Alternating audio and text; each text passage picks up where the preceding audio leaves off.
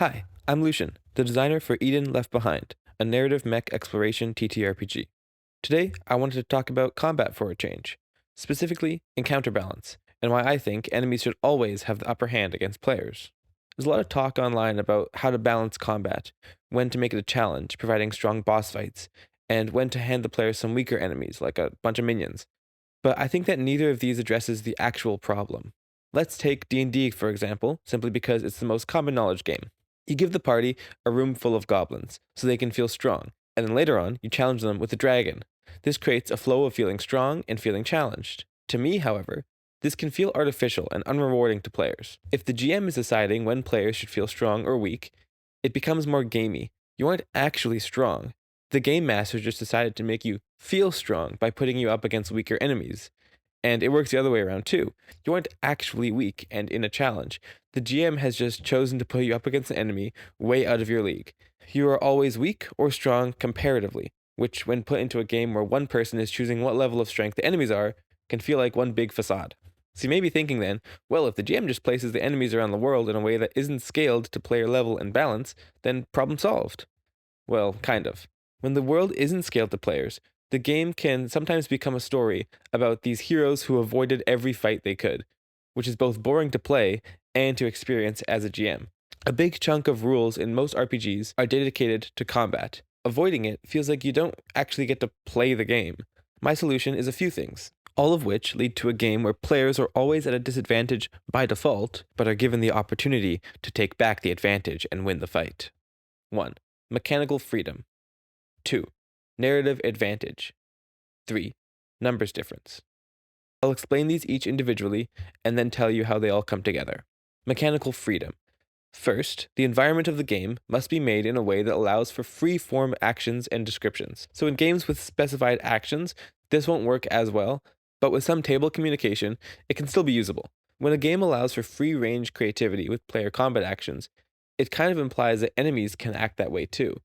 So this means both players and enemies can fight dirty, set up traps, make improvised plans. Games with this level of freedom make combat engaging for everyone. Players need to pay attention to how the battlefield is changing, coming up with how they'll respond, rather than listening to numbers go down. Narrative advantage. Put the enemies in a better position by default. Give them high ground. Make them well prepared. Let them know the environment better. This can be things like secret passages, backup plans, and enemy teamwork. When a player pins down one enemy, have another come to their aid. Make the enemies act like they are a coordinated team, knowing each other's strengths and weaknesses and playing to them. Players will need to counter each of these enemy choices, so plans need to be different for each encounter. The old fireball till they die can't be used until your team gets an advantageous position first. Numbers difference. This doesn't refer to the number of enemies, but rather statistical and mechanical differences. Rather than putting the enemies on an equal playing field, try making them deal more damage, have more hit points. A raw statistics advantage will cause players to think more creatively with how they fight. They can't just brute force their way through everything. I think that when people say tactical gameplay, this is really what they want. Gameplay where decisions actually matter, and failure is very possible, if not certain, without proper creative decision making. Okay, so now we put them all together. Mechanical freedom allows full creativity during combat. Narrative advantage puts the players in a worse position in the fiction, and numbers difference puts the players in a worse position in the rules. So the only option players have to gain a leg up in a combat situation is to use that mechanical freedom. They can change the environment by breaking walls, collapsing ceilings, and using improvised weapons. Because player characters usually have more written abilities than enemies, the players as a team can create more combination of plans than the enemies can. If the enemy tank goes to defend the enemy caster, players might organize to break them apart, using creativity within the fiction as well as creativity with their abilities to accomplish their goals. Players being at a disadvantage in all ways means that they actually need to use the full potential of their characters to complete a goal. This also means that as players level up their characters, unlocking more abilities, they aren't getting stronger in a strict power sense. They're getting stronger because of the increase in the number of options they have to solve these puzzles. It's also important, however, for the GM to encourage this behavior. By making your enemies perform actions that aren't listed on a stat block, you're telling the players that these are all possibilities. Make goblins load themselves into catapults, direwolves drag players into the woods, Have dragons pick up and drop people from the sky. By doing unlisted actions, you're inviting players to do the same. They'll be more likely to try something unique, both in and out of combat. And as a little bonus, your game will feel more like a living world, rather than dice and numbers. I try to write Eden in a way that encourages this style of encounter design. It shows in both the pre-written adventures as well as the enemy stat blocks. The adventure Barking Up the Wrong Tree has players fighting against a Fenrir at the same time as an endless horde of cherry-brained colonists, these half-plant, half-human World War Z zombie-like enemies, all while trying to rescue a VIP. The enemies will absolutely kill the VIP if the players aren't working together to cover different goals. The last time I ran this encounter, one player took care of securing the VIP, while another cleared the horde of enemies, and 2 others took care of the kaiju. If even one person in that scenario wasn't doing their job, the mission would fall apart very fast. Without the person securing the VIP, the mission's a failure. Without the person clearing the horde, everyone else becomes overwhelmed. And if one of the pilots fighting the kaiju leaves, the other one would get singled out and killed. Kaiju in Eden are the main boss monsters and appear regularly throughout a campaign.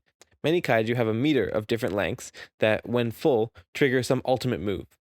Each kaiju meter fills up under different conditions, but always makes the battle more interesting, as players need to figure out how to avoid triggering their ultimate. Let's look at the Fenrir kaiju stat block, for example, of how to encourage this style of play. First, Fenrir is a kaiju, so its health scales with the number of players. This checks box 3, numbers difference. Scaled health means a kaiju will always have more health than the pilots. Next, the description.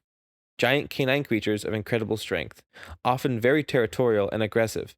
However, some colonies have reported a symbiotic relationship with their local Fenrir population. This is a direct violation of SEI Terms and Conditions section V51R to V54R. So Fenrir can work with colonies, which puts them into a narratively advantageous position, box 2. If the players try to kill it, because that's protocol, they'll have the whole colony against them. That's bad reputation at best, and an approaching war crime at worst. Players need to navigate around the fact that colonists have tamed one of these creatures. Lastly, the Ragnarok meter. This meter triggers an instant kill against anything when it's full, including a pilot. So a timer of sorts is placed onto any scene that has a Fenrir. If the kaiju is not dealt with, the mission could easily become a failure.